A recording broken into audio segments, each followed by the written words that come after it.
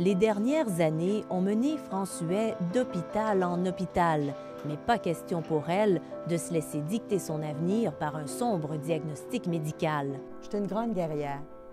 Moi, j'aime tellement la vie, puis je me dis, c'est pas vrai que c'est un oncologue qui va décider de ma mort.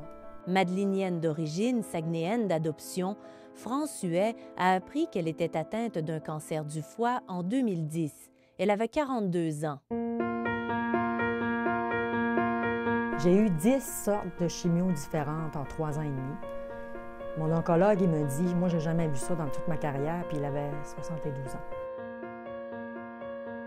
Je pense que le moment où j'ai trouvé ça le plus dur, c'est quand on m'a dit, malgré toute la chimiothérapie que vous avez reçue, même si vous n'en aviez pas reçu, vous seriez au même point aujourd'hui. Là, ça, c'est pas évident.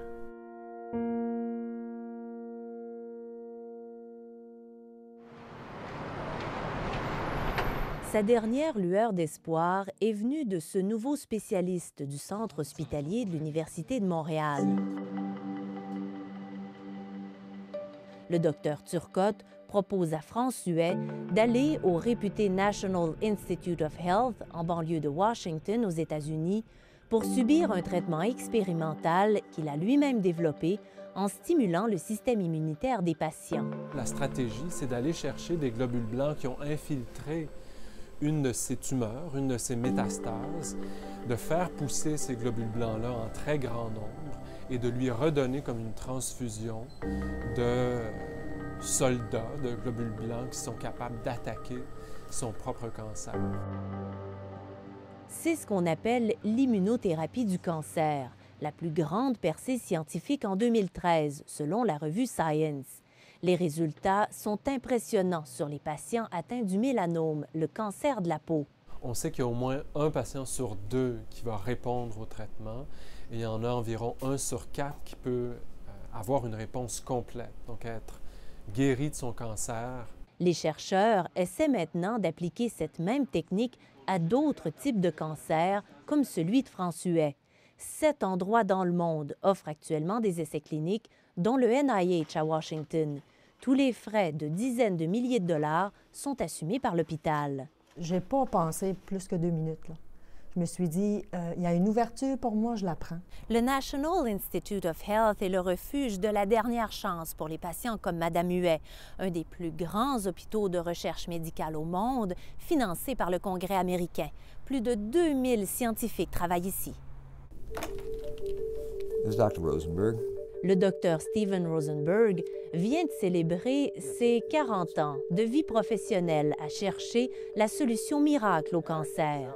Sur sa liste de patients sélects figure l'ancien premier ministre du Québec, Robert Bourassa, emporté par le cancer il y a presque 20 ans. Les essais cliniques auxquels le politicien s'est soumis auront permis au docteur Rosenberg de devenir un pionnier de l'immunothérapie.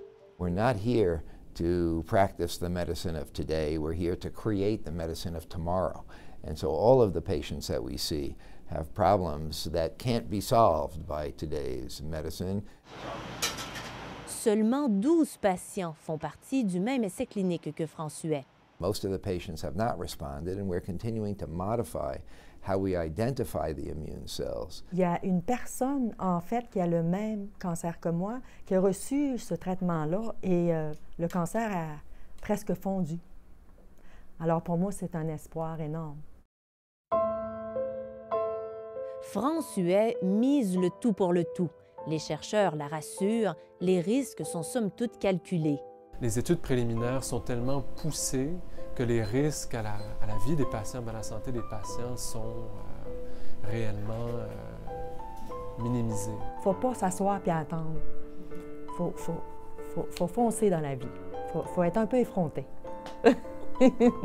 Après 3 allers-retours Saguenay-Washington, une chirurgie et 1 semaine de forte chimiothérapie, c'est l'étape finale. On lui injecte les précieux anticorps.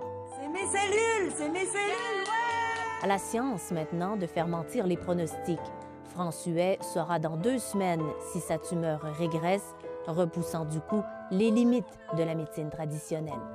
Nous sommes en chemin vers la guérison de Way for the Cancer Free! Yeah!